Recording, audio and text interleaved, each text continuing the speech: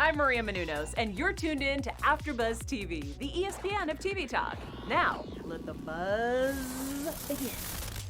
Hello, everyone, and welcome back to the Upload TV AfterBuzz TV After Show. We are uploading a live episode right here on the digital frontier, not on television. I am your host, Kevin Allen, and I am here once again with Kittie Kaboom. Hey, what's up, guys? So glad to be back. Love this show. Can't wait to talk about it. Yeah, we had to have you back. We decided to postpone this episode so we could get your opinions back because we love you. We can't do the show without you. Aw, But we're not just joined you. with Kittie. Yeah, we've also welcomed our newcomer, Nate Harris. Yeah. Yes, welcome. I'm so excited. This show has literally taken up all my time. Once I pressed play for the first episode, I did not stop until episode 10. So it was amazing. I loved it. Me Oh, so you've seen the whole thing. Yes. I'm Okay, I'll keep that in mind when we get in the news and predictions. But yeah, I wholeheartedly agree. This show, I keep just keep going with it. I have no idea how much time has passed. It's super addictive, and like we've been talking about, there's so much to the show. But we're going to try to focus today with episodes 5 and 6, and we're going to talk about the misadventures of Dylan, Luke, and Nathan out in the afterlife. We're going to talk about the life of Ingrid back in the real world, and then Nora's double life between the two. But before we get into all of that, our news, our predictions, and our special segment, I just want to hear your initial thoughts on these last 2 episodes. Nate, how'd you find it? They were great. I really liked how they kind of, we have a black market in our real world that we kind of really don't know about, but we kind of hear about it and hear about some of the things that kind of transpire there. So it was kind of cool for them to show us a black market in their kind of world, or what it kind of could look like. And it kind of showed some things that we would kind of expect to be on the black market. I remember they said something like, hey, a girl's morning hot breath. And it was just like so random. And so both of these episodes were absolutely amazing to me. I like the connection between Nora and Nathan coming together. Plus, I love Nathan so much, by the way, because of course my name is Nathan. So I'm so excited about both these episodes. This whole season, I'm so excited to be a part of it. Yeah, the gray market was a fun trip, and I was surprised as for weird as it was. I was like, none of this seems surprising. This all makes sense to me. Yeah. We talked in our last episode about the similarities or even the differences as well between this show and The Good Place, and that The Good Place is far more whimsical depiction of the afterlife. But when we got to the gray market, I was like, no, okay, this is where the weird stuff is out there. It's just not a horizon per se. Kittie, what'd you think of these 2 episodes? So I loved them. As you guys have just stated, I looked up and I was like, why am I so sleepy? I just turned this on like 5 minutes ago. It's only 10 o'clock. It literally was 3:30 in the morning. I was like, okay, that's enough. What am I on right now? I was like, I'm on show 9. We're not even goodbye. And like took myself to bed. I was like, I'm doing the most. Plus, I want to savor it. You know how you like don't watch the finale of a show necessarily because you just want to like not know just yet. Like you don't want it to end. So like a good book. So that's how I was glad that I was like not finished. And I was like, just go to bed. My point is I love it. Absolutely love it. I love the characters. I love the fact that they keep it light while still ingesting like the real of the underworld. Like you said, the gray market is pretty. We kind of anticipated what it was going to be, but I can't front like I was really looking forward to seeing how creative they got with it, right? Like I really wanted to know, okay, well, I assume that might be there or that might be there, but to like the tat, I don't want to get ahead of myself, but the little boy and him getting the tat, it was kind of like, well, damn, I would never have thought of that. You know what I mean? But they covered all the bases, and they had the sex stuff, of course. There was drugs. There was everything that, you're associated with, not necessarily a positive part of your life, but that was the whole point of having it, right? So I love that. And I also love that Nathan was he wasn't convinced right away. Like he's a good guy without being like a cornball. Right? Like he's not that guy that's just like, no, I would never go. It's not that so much as it's just like, guys, we don't have to, like, we can figure, like, we can still have a good time. We don't have to go into an alternate universe in order to create something fun. But they convinced them, and I love the whole ride was trippy. It was great. I don't spend a whole lot of time on the black market of the internet to really know if this is an accurate depiction. I did notice some like old school memes and stuff, like references to the internet of yesteryear or even our year, since this takes place in the future. And also there was something that's like, oh yeah, okay, I recognize that. That's fun. Yeah. Right. But for the most part, the gray market was a weird thing to me. So we get there by means of Luke. Luke, surprisingly, like he's he's a fun guy. He's a Marine. We know that about him, but he seems to have his finger on the pulse of all this like really seedy hacker stuff. Like not just the gray market, but then like the whole chalupa thing in the next episode. For The some reason, chalupa Luke is the thing, guy who gets and around the then web. the nightly too, right? Like he has total control of the whole nightly situation. He's not even supposed to be in nightly, as Alicia showed up and reminded him. Like, dead, creepy catfish guy. How about stop looking on nightly because you can't make the hookup happen anyway. I love her. She's so dope. Oh no, I'm a man, dead, creepy catfish. Alicia's a total boss in that episode. I Isn't was she? living for her. Right? And even more so in the next episode with her fingers in Dick's folder. So it's I know. yeah, she was killing it. Yeah, I love Uh, that part. but before she steps in to rein them in, Luke convinces Nathan to join in on his quest to go to the Great Market. Dylan, who I'm surprised how much I love this character. I love that. Like this poor kid, I feel so bad for him. I feel so bad for him. Like, why would you? I get it as parents, you want to remember them as they were. But at the same time, he has to live with that too. Like, that's so selfish. I just want to keep you in this pristine little bottle. Well, then you shouldn't have put him in the afterlife. How about just let him die and remember him that way? If you're going to pay for him to be involved in this other alternate universe, spectrum, whatever the heck it's called, then give him at least a little, like they throw him a bone. This kid is 11 years old and his little brother is going to the prom. Like, that's just not nice. That's mean as hell. Yeah, like he's gonna change. That's the nature of personality. He clearly is. I just feel bad because he's clearly got the rapport and the demeanor of a much older person. Exactly. And so like everyone just shuts him down on everything. Because he's a kid physically, so they just go with that. Like, shut up, pipsqueak, short boy, whatever, right? So demeaning. Yeah, I'll have a bourbon, root beer. Right. Count me in, like, no chance, kid, you're 4. Like, I was like, I personally would love, I love seeing Dylan, Nathan, and Luke just as a group of bros. Like, I just want them to hang out all the time, as bad as it is for Nathan. Me too. Nate, so what do you think? I feel like they all bring something different to the table. But like you were saying, Kittie, I really do feel bad for him. But I think that they're trying to show us kind of like a different underlying tone about, you know, it may seem very fun to be uploaded or to never die and to always have your conscience, but it kind of seems that no matter what, someone else is always going to have control. So like, as we can see with Nathan and Ingrid, like she's in control over whatever he wants to do. God, yeah, she literally owns him. But it kind of seems the same way when it comes to I always space his name literally off the top of my head, not Luke, but Dylan. So when Dylan, it seems like not like his mom wants to control him the same way Ingrid does, but she does have control. If you don't, I don't want you to change it. So I was thinking about that because I've been thinking like, would you want to be uploading, Nate? How would you feel about this? And now looking from those angles, I don't know if someone just has control over everything and I have no power at all. But I do like their dynamic because I feel like Dylan is just like that kid that's just finally turned 18, finally turned 21, wants to go party and live his life. And he's ready for everything. And like you said, Kittie, Dylan is Nathan is more like, I can do this, I can fiddle, but like, this is just not where we're supposed to be. Like, we know we're not supposed to be here. Why even deal with the drama and the trouble of everything? And when it comes to Luke, he does have that major, like tech, like savviness where he knows how to do everything. Any technology, no matter if we go 50 years from now or just now, there's always going to be a flaw in it, no matter what. And someone's going to be able to put their finger on that flaw. And so I feel like he just knows that. He just knows how to work the system. Just like nowadays, people know how to work the algorithms of Facebook and Instagram and Twitter and all the others. So I just feel like he mastered it. He's been there long enough. But I love that goes off of your point about them the control nature, like that these characters are being controlled, but you can't control someone.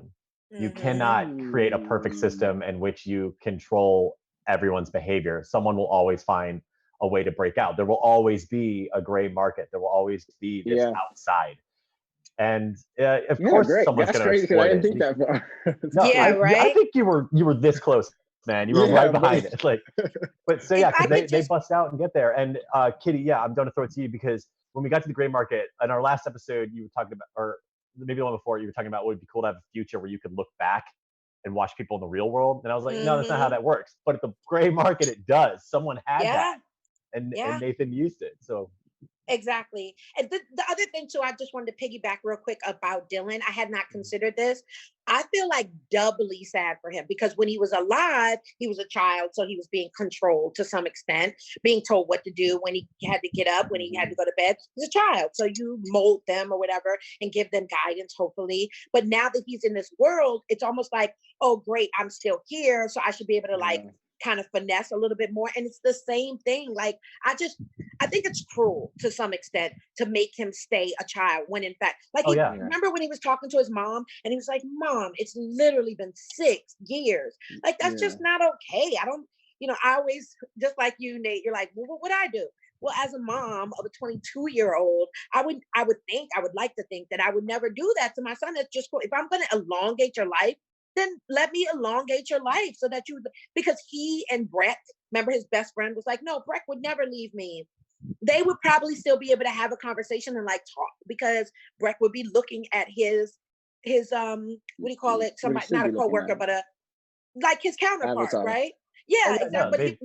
No, but they'd be colleagues, they'd be friends and colleagues, they'd be peers was the word I was looking for. Thank you. They would be on the same level. Whereas Brett looks at him now like he's a kid, he's a child. Like he said, I don't want to talk about Pokemon anymore. Like that doesn't interest me. I'm a grown ass man. So I just think that's really cool that they did that. But I also think it's pretty dope that he was too ready to go into the gray area and see what they had in store for him. And I already knew he was going to get into some mischief. I mean, that was such the setup, right? Like they look away for 2 minutes and he's gone. Oh, didn't see that coming. Yeah. As much as this kid is into more mature things, he's still a 10-year-old. Like he is. That's what they do. So he breaks the rules and goes and gets that patch. And while Nate, I think you're totally right that it'd be a really good dynamic for Dylan to be paired up with Dylan and Luke because they have the different perspectives. Like Nathan is someone who appreciates independence, and Luke strikes me as someone who is very independent, almost to a fault. So hopefully that'll rub off in Dylan, and he'll gain the independence that I think he wants to or needs to have as an older person. But in the meantime, he's going to get a black market puberty patch from a Russian hacker. That completely Tell me that backfires. Was not hilarious. I thought to myself, oh, there is nudity on this show. Exactly. I did not expect that. Yeah, here and there, right? They're real good at just like inserting it and making sure that it's swiped away quickly. It wasn't like gratuitous or anything. So that was the good news. No, but as soon as they showed his face, I was like, that is clearly a girl. That is not a boy. When they showed his face and didn't show the boobs just yet, I was like, that is not a boy. I don't care what they say. So I already saw the reveal before the reveal. But it was awesome how they did it, right?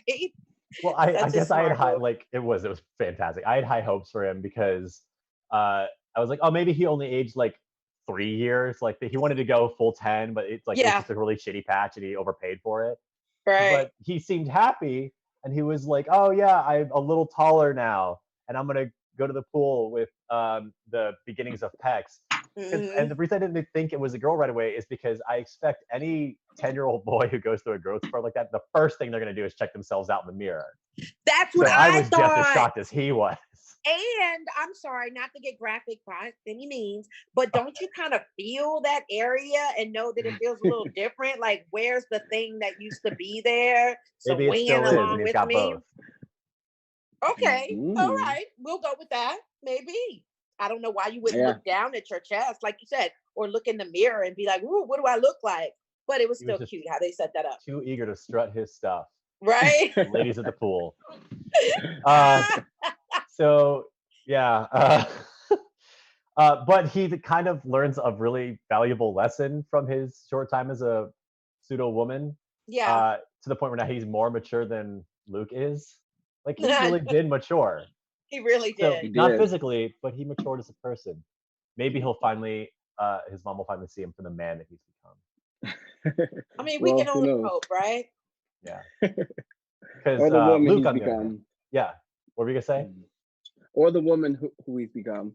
Yeah, whichever one he goes with. I don't think he'd be too happy. They said it. They were like, so you have a choice. You can do this. You can stay this way if you want. And he's like, yeah, no, I'm good. I don't want to be a girl. He didn't feel like himself. Yeah. Exactly. I love that they blamed Luke and Nathan, and I was just like, "What?" They literally ran away. But I guess if you're in charge, you have to take I responsibility. You're the mean, adult. yeah, because as much as Dylan is his own person, he's still a kid, and the entire time people have been looking after him, Right. and they took their eyes off of him, and he went wandering astray into something reckless. So yeah, he Which we requires knew. adult supervision, Yeah. which Nathan Mhm. did agree to. So yeah, it's very much his fault, though. Like Alicia said, it's got Luke's written all over it. Like, it's his Yeah. behavior all over this thing. Exactly. And on that note, I really want to talk about Luke and Alicia's power dynamic because I think it's I love them. I cannot. man. Like, I love that she's just kind of thrown in the towel of being respectful or professional with this guy. That doesn't work. So I'm gonna just talk to you like a real homegirl and Yeah. let you know you catfishing dead boy. Cut it out. I'm watching you. Okay. The gloves are off of Stop her. it, right? It's so You want to great. flip me off? I'm gonna take those fingers. And next, buddy, you don't want to know what I'm taking. You know, fingers and big files. Come on, dude. So good. Yeah, I love her dynamic. I feel like, because again, I keep trying to insert myself into this crazy reality of what it might be. So I'm like, what if I was working with some of these people? I would be more so like her. And instead of like Nora is, I'm just gonna tell you how it is. If you want to be nice and you want me to be sweet, I will be nice and be sweet to you. But if you don't want to do all that, I'm just gonna give you the same energy that you're giving to me. So I love her. I love their dynamic, and I love how he kind of messed around. He always calls like the supervisor to kind of put her on blast, and she's just like, Yes. and she's always caught up. So he's so like very, very good at like flipping a switch and getting her in trouble as well. And so I do love them. They're so fun to watch. But I do love how bossy she is and how she always puts her foot down for him. And I that feel like moment, she has to be bossy though. Like, I don't think that she probably is that way to her other clients. But I mean, like, he keeps pushing the envelope. He just keeps pressing buttons and being a part of stuff that he has no place in. Just keeps like inserting himself. So it's like, bruh, we're gonna stop being nice and we're gonna be real. And you don't cut it. And I love that she still hasn't gotten fired. Thank goodness. Because every episode, I'm just like, oh God, Alicia's gonna get caught. She's gonna get fired. She needs that job. well, and he's the one cheating the system. Like, she has to rein him in Right? because his behavior is the kind of stuff that she would get fired for. Right. So his little hacks and tricks. I personally thought that they would respect each other's mischief because they both have that very aggressively, I keep saying independent, but also mischievous attitude. Mhm. And so I kind of want to see like the budding friendship that blossoms over the next couple of seasons. Oh, I I'm really hoping totally that's what think they're going to happens. be besties by the end of this thing. I totally see that. And I can be wrong, but I'd like to think that they finally like meet on their own terms and just like, bruh, I respect your gangster. Pound it out. Like, whatever. You know what I mean? The fact that you were able to figure this stuff out. You're in a hot tub. You did not pay for this experience. How did you make this happen? And how am I the only one that sees it? You know what I mean? Nobody else questions him. I thought that was kind of interesting too, that nobody else comes up to me like, I'm sorry, sir, are you supposed to be in the hot tub? Because I don't see any, that you're having, where are your receipts? Wouldn't know. The guests wouldn't be able to tell the difference of who belongs there. No, not the guests, but like who. Job. Yeah, that's what I mean, like the AI or like people that work there. But I guess that's not their business. That's not really their. Yeah, Alicia's the only one who's supposed to be keeping tabs on him. Got you. And then her boss does it when he's got his privacy setting on, but we don't need to talk about that. I just love the moment where she walked in on him with a bathtub full of stolen chalupas or whatever. Oh my God. Hunched over like a rodent. That was the best. Let the man have his chalupas. He beat the system. Good for him. Yes. Right. Good job. Fight the man. All right, so we're gonna bring it back to the start of the first episode because I want to talk about Ingrid some. We haven't really given her a whole lot of attention other than just kind of calling her flaws out. And in couples therapy, I thought they were very, very prevalent. Yeah.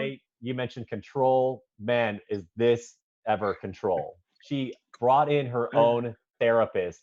Who does that? That was crazy. Ingrid is crazy. And I know I missed y'all for a couple episodes, but I knew since episode 1 where she wanted to do this Thanksgiving dinner together, she was crazy from the start. So she's absolutely crazy, but I think that she truly loves him. Because there's a point Oh in time where I yeah. started to think that she was the reason why he's dead, and she set all of it up. But no, I think that she's really in love with him. This happened, and she was just like, I have a lot of money. I don't want to lose you. Let me upload you. And so I think she's absolutely crazy. But I think that in this scene, that's when he starts to realize and he starts to understand, like, wait, hold on. You didn't upload me because I was dying. You uploaded me because you didn't want to be alone. And so this is when he starts to realize that she's crazy. Where I feel like he did have some cues here and there, but this is like officially when he was like, all right, this girl is crazy. I need to figure something out because I can't be here forever just dealing with her. So. And she literally is dressing him up like a doll. Like, that's not even an analogy. She is doing that. I thought you'd like the skinny jeans. Like, how about give me an option, bruh? Like, don't just put me in your clothes that you imagine. Yeah, she's a lot. She's definitely a lot. No question about it. That therapy session, I started to believe toward the end of it that she really was involved in foul play, that she was just striking some behaviors. And I hate to say that none of the specifics are coming to my mind at the moment, like my memory files, but just everything about her just seemed really shady. And then when we get to meet her family, I was like, oh, now it all makes sense. Yeah, she's raised in that. Exactly. Oh, what, y'all.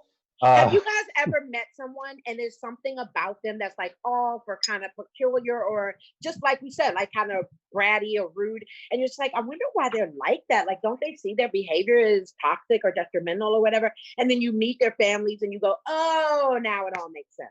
Like, if you don't know that that's weird, you don't know that that's weird. If you grew up in an abusive household where everybody gets their ass beat every night, then you think everybody gets their ass beat. You go to remember the little girl was like, why do you guys talk to each other like this? And what was her response? Like, what?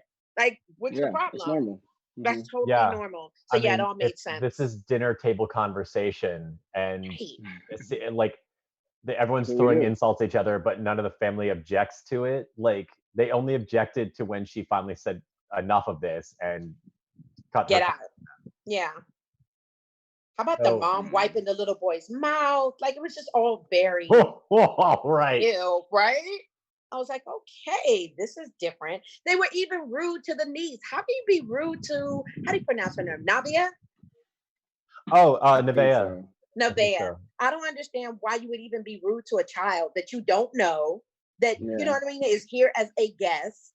Like, they just have no cut cards. They're like, I'll say whatever I want. And I'll point out to you that we have 3 generations of unlimited data. If he says that one more time, I'm like, we get it. You're wealthy, bruh. We get it. Okay, calm down. Relax. Everybody gets it. They're so impressed. He just is like on a mission. That whole family is, they're a bunch of nut jobs. So yeah, it made sense when we watched her and saw her interact with them. I think the silver lining and all that, though, is that she is able to see that though this might be not the norm, this is my family's norm, and I know that it's not healthy. You know, the fact that she kicked them all out. Yeah. She displayed some really positive qualities there toward the end. Yes. She finally had enough and got rid of them. She removed Nevaeh from that toxic environment and started to do something a little more supportive even. This is something about like we should do each other's hair, and then that she does her hair to be like, your hair is the beautiful one.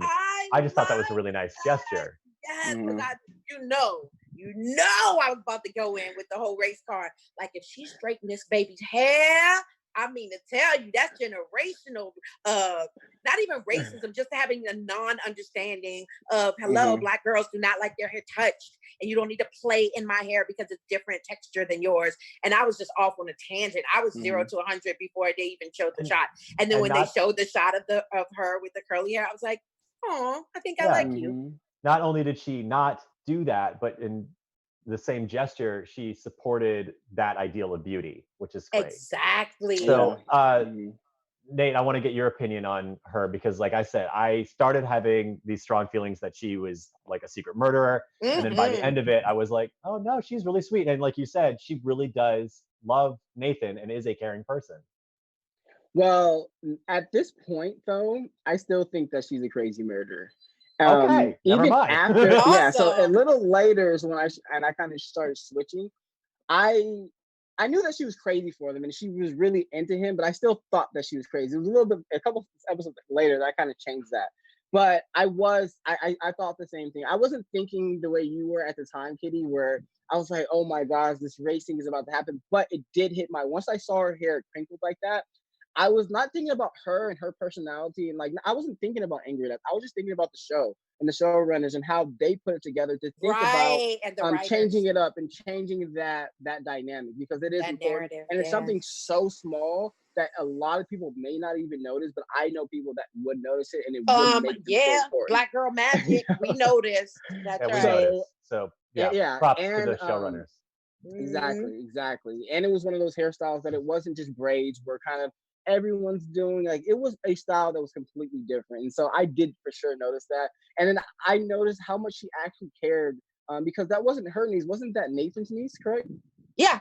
It was Nathan. So like how much she put her effort and time into like giving her the attention. And so it's still then I thought that she was still the crazy murderer, because I just thought that she just wanted to lock him down. So now she's like, get my family. I don't care about them. Let me make sure I love on this little girl to make sure I can still stay in with Nathan. So, so what did you think of because Fran was still going along with the investigation, and I think Nora was as well. We had the revelation that the Kannerman family is in bed with very powerful people. No question. So Kittie and I had theorized that I forget which one of us it was, but that they have a big stake in, or at least founding something in Horizon, and that's why they've got generational unlimited plans, because it's pretty much their company. I feel like it might be bigger than that now. What did you guys think when you saw that clue? There's no question they have a marriage with something even greater. It's kind of like a conglomerate as big as like an Apple that's decided to merge with Google. So, you know what I mean? There's a lot. Obviously, the bottom line is always money. So there's lots of that, but it's very powerful in that they're making some very big decisions that affect, clearly it's a ripple effect with so many people. Like the one guy, Spitzer, that she thought she'd honed in on and was able to get information from, which she was kind of as a default. He didn't mean to spill the beans. He just did. And then when he realized that she wasn't, that she was trying to unearth some things, he was like, oh, I gotta go. Now he's dead, along with 9 other people. Right. So and Fran now. There's also Fran, her car. I thought her car drove on a train tracks or something. Right. I'm so mad Fran is gone. That really bothered me. Because I'm like, who's gonna take up the this case has to be solved. Right, exactly. Who's gonna do this? Well, obviously, Nora has a huge stake in it, but she's not an investigator like what's her name? What like the cousin was. Fran, and she can get fired if she does too much and they find out about her, right? So I feel Nora like is dealing with her own life. She does have a lot going on. We find out that she wanted to be a lawyer. Yeah. So, I mean, there's a little bit of that investigation instinct within her, but she gave that life up so she could take care of her family. And now she's Byron, having virtual hangouts with her father because her father is in his deathbed. So they're having a virtual day out. Yeah. And then she has Byron. He's a part of her life. Yeah, back she on has the to consider that. We thought he was a douche, and now I don't know, he's kind of turned the corner. He might be like a decent human. He's not for her, obviously. I don't think they're like compatible as a couple, personally. No, he definitely has different ideas than she does. His whole attitude towards relationships is completely backwards, but there are things about him that definitely raise red flags with Nora. Oh yeah. What'd you think of the date, Nathan? I thought it was good until it got to the end where he started bashing her work, and then obviously we know that Nora has that connection with not only her work but with Nathan, and so he's like literally bashing dead people, and she's trying to defend them. And so anyone, when you're on a first date, sometimes you want to reserve those opinions that that might step on people's feet. So she's just like, all right, well, I'm going to stay here and I'm going to lay with this dead guy that you want to make fun of, but I'm in love with him and you aren't worth anything. So I'm a Nora fan. I love Nora. I love her so much. Yes, Oh, me she's too. delicious. I mean, how can you not love her? She's such a sweetheart. She's obviously very, very generous with her time, with her emotion. She has empathy, and she just seems like she's a genuinely good person that's just trying to make it work. Like, you know, she's a regular girl, but at the end of the day, she puts forth the effort to be like a better person, or at least that's the impression I get. And Kevin, can I Absolutely. just say, I am Yeah. not trying to run your show at all. But I was curious about this one part that I didn't hear you mention, and you might be. So tell me if we're going to talk about. But that interchange where homegirl went to like a support group, Ingrid. Remember that? Where she went to a support group. She went to the support group, and they were all like talking about their boyfriends and stuff. She raised her hand, and she's like, you know, my boyfriend's uploaded. I miss him, and I kissed a guy at his funeral. I mean, after his funeral. Remember? No, was that What? this? I don't know. Nate, Five do you and remember? I do. I just don't know the exact episode it was on, but I It was do. definitely in vividly 5 and 6 because I rewatched them before we did this to make sure that I Oh. had my stuff straight. Yeah, And I there was a remember. scene where they had like a little, it was a circle, and they had Yes. obviously a moderator, and she was like conducting this whole like, let's talk about our feelings situation. I don't know if it was a group for like women that have uploaded boyfriends or with that Yeah, situation with, it but was I for get that those. impression. That's what I thought. And then she disclosed that not only did she kiss, but she slept with homeboy that showed up at the funeral and was like, I would have douchey. rememed that.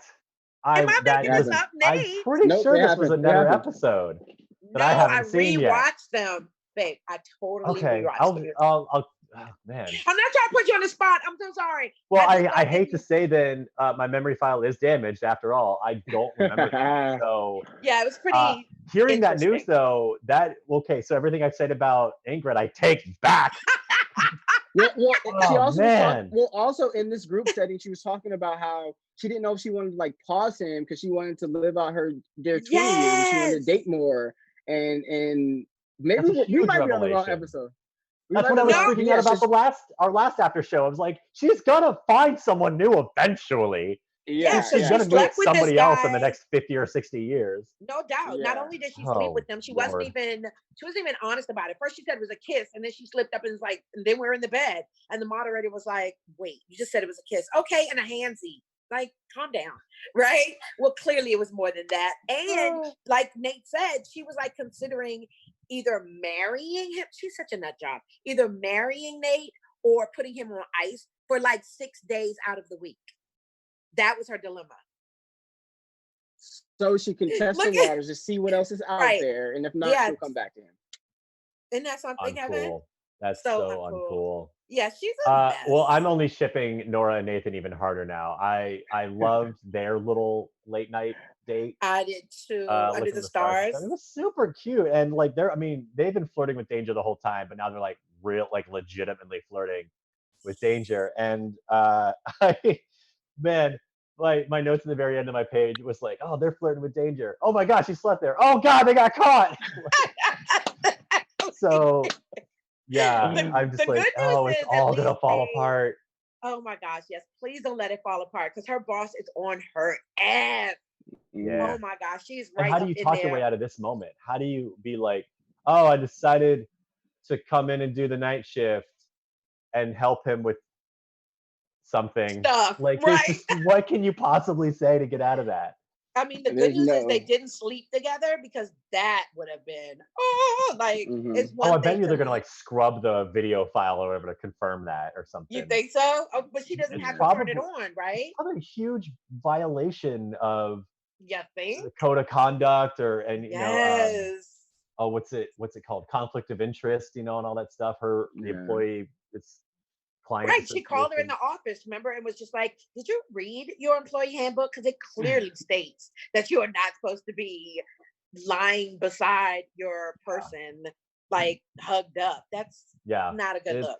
It's gonna be a mess. But they're so cute. I know. Yeah.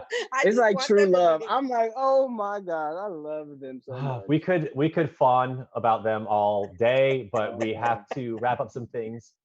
Before we close out the show, Kittie, did you have a news segment for us? I did. So there's a book that was written by, I should have written it down. What's his name? Kevin. You know his name. It's Kevin. His to name's play Kevin Blake. too. I It's love Keven. it. Yeah, It's Kevin. There we go. His name is Kevin, and he Kevin wrote a Bigley. book. Thank you, Big Lee. That was her. He wrote a book called Comaville, which is reminiscent of this whole storyline, except that obviously, well, it's not obvious. The man is in a coma, the protagonist of the story, and he lives in a kind of alternate universe that doesn't mirror this world exactly, but it basically dives into that whole VR life and what that would look like. And if you're in a coma, obviously the appeal of being able to be in any universe, but especially one where you can just kind of create your own existence, is very appealing to you because you literally can't even get out of bed.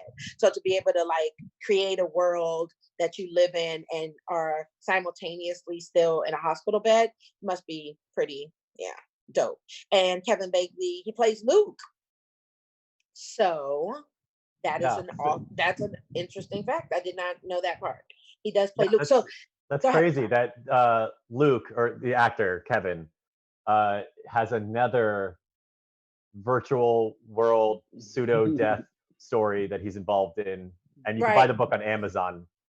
So, I don't know whether or not there was a correlation there, like from Jump Street. You know what I mean? Like I'm sure it's a coincidence, but it's just interesting. That's a huge coincidence, because though. He's also, because he's also on Amazon's other show, Undone, where a woman gets into a car wreck and then comes out of it seeing the world a different way. And so there's just a lot of little similarities. Maybe that's his little niche. Yeah, maybe that's his niche, exactly. Because that's a lot of similarities. No, but just awesome. Man, way to tap into the zeitgeist. Good for him. Yeah, right? Tapped into it and he's riding that wave. I'm gonna have to check that book out. That's really interesting. And Nate, so we do a special segment here now on our show where we give a 5-star rating to one of our favorite characters. We each pick a different one. So it can't be Nathan and Nora because we've already established how much we both love them. So Nate, who would you give a 5-star rating to for episodes 5 and 6? I would give it to Dylan, and I have to give it to Dylan, of course, because this was the time that he did get out of his little body and he was able to grow. Even though it wasn't to a man, he did make progress and he did get to experiment and explore. So he gets a 5-star. I'm happy for him and I'm rooting for him in the future. Give that man a new avatar. Oh, exactly. Yeah. Oh man, I hope he gets it. Me too. He deserves it. Okay, so this is somebody you guys would never guess, and that's why I'm choosing them. They're very much an unsung hero. Last week I picked one of the Choke brothers, so I mean. I know. Good point. Very good point. So I'm choosing the AI redhead dude that runs around the grounds and splits himself into a million. See, I knew you wouldn't see that coming. Because remember, I didn't care for him. When we talked about this last time, we were talking about how creepy he is, but I think that's totally like how he just gets down. Like, I just think he goes with whatever the mood is of that moment. So it probably looked really creepy that he was staring at homeboy or like giving him these like stare downs or whatever. But I'm totally rooting for him now. He just is trying to do the best he can. And remember when he made himself like an itty bitty and was in between the books so that he could coach Nate on how to play chess with Nora? Oh yeah. Right? No. Okay, well, at some point there was a scene where they were playing chess, and it was great. No, you're good. You're good. I just love that he made himself small in order to accommodate them. So he literally you can just tell that he does a lot to himself to accommodate his guests, and that's selfless. And even though he's not human, he literally is such a step and fetch it in a good way. He's not. But there is something about him that feels human. When guys were going through the hedges and he was like, no, wait, you can't go through there. You can't. Like, it wasn't like him trying to get into the funeral and not being able to do the CAPTCHA thing to identify the cat, which I thought was hysterical. Bravo, like, you do not know what a cat is. Okay. Yeah. But so this one, it felt like a real person. It felt like a person who, whether he cared about a job or them or just following the rules, he had an identity. So yeah, okay. You've made me see him in a new light. Very nice. Yeah, just because he's really accommodating. I like that about him. He clearly cares about his people. And in that moment when he was little and the guy was like, you're making a fool, like you're not helping at all. You're making me look stupid. And he looks at him and goes, do you think I wanted to? Like, dude, I'm on your side. It was so cute. He could have been the duck though for Nora. when the guy played Duck Hunt. Very good. I'm giving my 5 stars to Alicia. We already talked about why. Yes. Just a girl who could body roll her way into a confrontation and then school a guy. That deserves 5 stars. Wasn't that I awesome? love That it. was awesome. That was a Total mic boss. drop moment right there. Like, yeah, All come on right. back. Come on back. We're going to go ahead and forgo predictions for right now because we talked a little bit about it, and also because Nate, you've seen everything. No, screw it. Kittie, what do you think's going to happen? I told you I went to bed at 3:30. I thought it was okay. I see in the future Dylan getting a greater body, convincing his parents that he needs to look the part of being 18 and a half. I hope for that as well. The thing I'm hoping for is that Jamie finally spends some time with Nathan and gets that investigation back on its feet. Mhm. All right, so we'll be back in a couple of hours to talk the next 2 episodes. Until then, Nate, where can everyone find you online? On Instagram, all social media platforms at @RoyalNate_. Nice. Royalty. Love it. Find me on IG at Kittie Kaboom, KITTIEKABOOM, and on Twitter at Kittie Meow. All right, you guys can find me on Instagram at Keven Allen Graham, Twitter at Keven Allen Says, and like I said, we'll be back in a couple of hours to talk about the next upload. So we'll see you then. See you later. Bye, guys. Our founder, Keven Undergaro, and me, Maria Menounos, would like to thank you for tuning in to AfterBuzz TV. Remember, we're not just the first, we're the biggest in the world, and we're the only destination for all your favorite TV shows. Whatever you crave, we've got it. So go to AfterBuzzTV.com and check out our lineup. Buzz you later. The views expressed herein are those of the hosts only and do not necessarily reflect the views of AfterBuzz TV or its owners or principals.